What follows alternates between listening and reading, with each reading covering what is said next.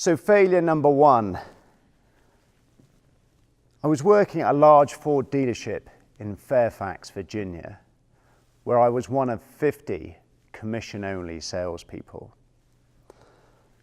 And I have to tell you that I had some early success. I was pretty good at sales, so much so that I started to get a little bit bored. And I started setting myself little challenges to make it more interesting. And I remember one Saturday in particular, I decided I was going to sell a car without actually doing the test drive, which is a pretty important part of the sales process. A couple walked into the dealership, I greeted them, and we started to have a chat. I spent about 20 minutes asking them all sorts of qualifying questions and getting to know them. And I thought it was going really well, right up until the moment they walked out the door.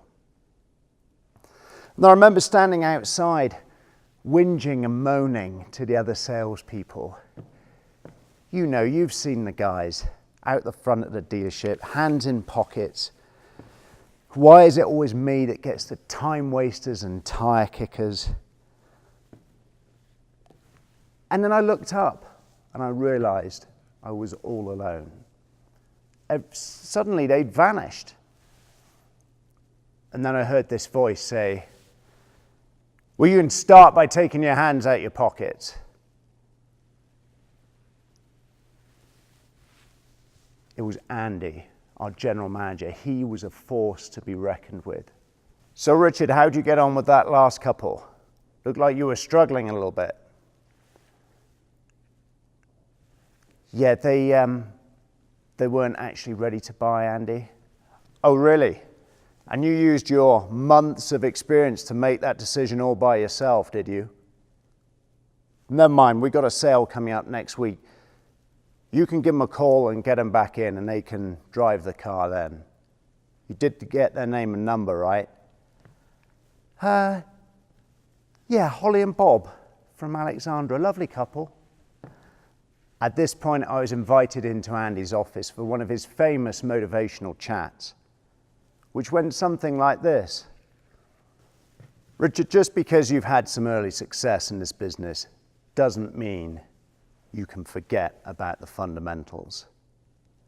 Oh, and another thing, I don't ever want to hear you sharing your problems with the guys like that again.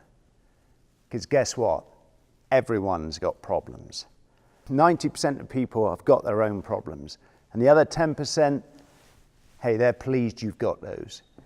Because those are the guys you're competing against every day out there on the floor. So don't get cocky and never forget the fundamentals." And so there it was, failure lesson number one. Don't get cocky. Never forget the fundamentals.